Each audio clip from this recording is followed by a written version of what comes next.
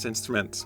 Truly one of my most prized possessions. Like, I love my vintage synthesizers, but this first generation hang drum for me represents a very unique proposition in music. And that is that it's entirely a new instrument. I often ask myself this question, like, when was the last time I actually saw a new instrument? At least one that caught sort of mainstream attention. And that's what the hang drum did. It was invented in 2000 by Felix Rohner and Sabina Scher. And way back in the day, you actually had to stay for a week together with Felix and Sabina to work your way into the artistry of the drum. I used to think that was so strange, but in this world of AI and copy-paste and everyone can have the same and look the same and all that, there's something unique and beautiful about creating a more sparse sort of access to an instrument. It is so beautiful, and everyone should really just have the ability to at least feel it through the keys, in my opinion. So that's why we've extensively sampled it in any possible way that I could think of, at least.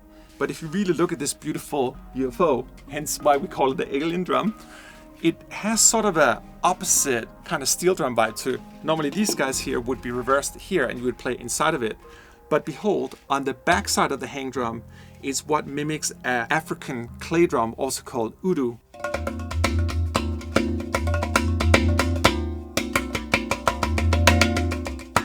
But it's so cool because there's no right or wrong way of playing it. Some people play it even like vertically.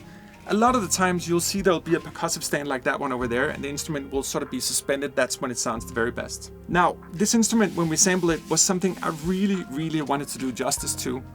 And that actually resulted in this drum here needing a repair. It has a very thin surface. You can actually kind of feel the metal bend when you really play it.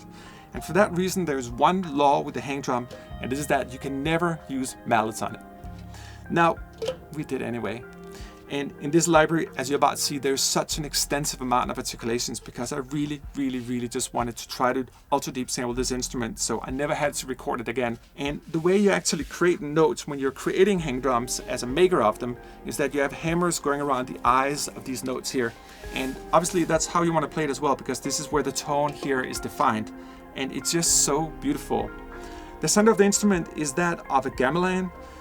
They also adapted that, so it's actually kind of three instruments in one. A gamelan on the root note here, an opposite steel drum here on the sides, and then a udu drum on the back here. Sounds like this in the real world.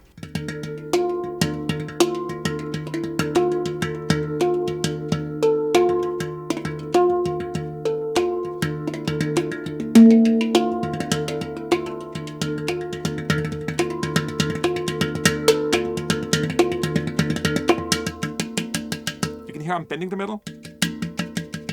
That's how thin it is. Almost like a tabla.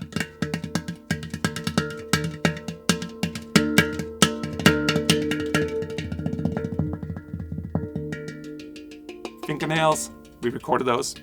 Tap fingers, we recorded those. The notes tend to be best right over the eyes here. You can see if I hit it here on the side, it's not the same, but right over the eye here,